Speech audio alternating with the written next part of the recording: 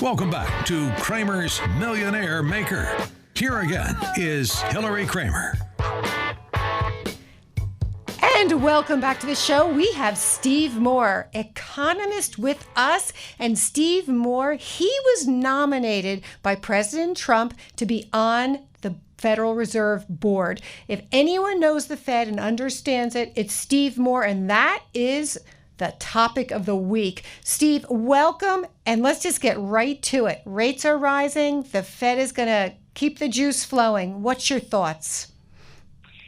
Well, look, I think on balance, I think the Fed is doing a pretty good job. We haven't had a lot of inflation, but we are, remember last week we talked a little bit about this, Hillary. We're starting to see little whiffs or smell little whiffs of inflation that are climbing. If you look at the gasoline prices, they've obviously been rising. They're up about 35 or 40 cents since the election. You're starting to see grocery prices rising. And so people who, buy everyday things, laugh when the Fed chairman says there's no inflation out there, because you see it in the everyday things you're buying now. Not runaway inflation, but modest increases in inflation. That makes me nervous. And it makes me a little bit nervous that the Fed chief isn't worried about inflation. He should be, because the main purpose of the Fed really is to keep our prices stable. And they've done a pretty good job of it so far. Now, the other big thing that's going on is the rise in interest rates, not by the Fed, but by the market. That's right. That's right. And if you could just talk through those implications so everyone listening understands why it is such a big deal that the U.S. 10-year Treasury bond jumped to as high as 1.6%, the highest in a year, what that means and the implications for all of us. Do you remember, Hillary? It seems like it was only yesterday you and I were talking when the Fed rate was like 0.6%. Remember that? Absolutely. And, now we're at 1 point. Now look, a 1.6%, 10-year Treasury is still incredibly cheap. It's incredibly low. I can't. By the way, my one piece of investment advice is don't buy a 10-year Treasury at a 1.6% interest rate, because you're betting. Think about what that means. You're betting that the inflation rate over the next 10 years is going to be less than 1.6%. I mean, raise your hand if you think that's the case. I sure don't. I think that's a crazy bet to make.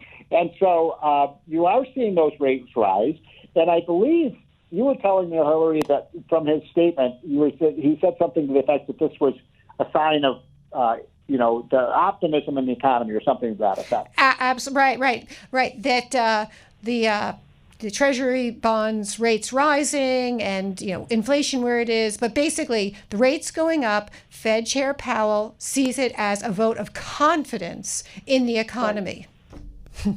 And so, look, my reaction to that is it's partially true. It is true that, when you believe that real economic growth is coming, and it is coming. It is coming. I mean, the economy is going to get better because we've got the vaccine, not because we have a $1.9 trillion spending bill, but because we've got a vaccine that's going to get this economy open. And I think you and I agree, Hillary, that there's a lot of, a lot of demand, right? A lot of people have a lot of money from all this money that the government's printed, and there's demand to spend. People couldn't go to movie theaters. In a lot of places, you couldn't go to restaurants.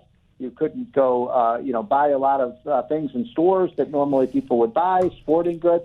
And so now people are going to buy those kinds of things, and that's going to be good for the economy. But there's a flip side of this, Hillary, and you know what that is. Who is the biggest debtor in the world? Who's issuing these bonds? The United States government. So obviously, if the interest rates goes up, what does that mean? It means we as taxpayers have to pay more interest on the debt. Exactly. And that's one of the biggest. Did you know that's like the second or third largest item in our budget right now is interest payments on the debt? And it's only going to go higher. I mean, that's clear. Right. And now, but this is the whole thing. Yes, and I'm with you. Powell is partially right, and that's why I agree with you so much. The partially part, energy went up 4.4%. Energy stocks 4.4% this week, and interesting, utilities went down 1.4%. Of course, we know Nasdaq had a really bad week, but what it's telling us is just what you just said. It's inflation, and at the pump, I think it's just continues to get worse, but it's the ramifications, okay? So refinancings for the week were down 9%. That's pretty dramatic. Yep. And new home mortgage applications were down 12% for the week. So now, Hillary, this is important what you're saying, because remember, what's really driven the economy over the last 6 months has been the housing market, right? I mean, it's been on fire. I mean, it's just been so sizzling hot. Oh, wait, we're going to be talking, Steve, we have to go, but we are going to be right back to talk about housing and what will happen to real estate prices in your home.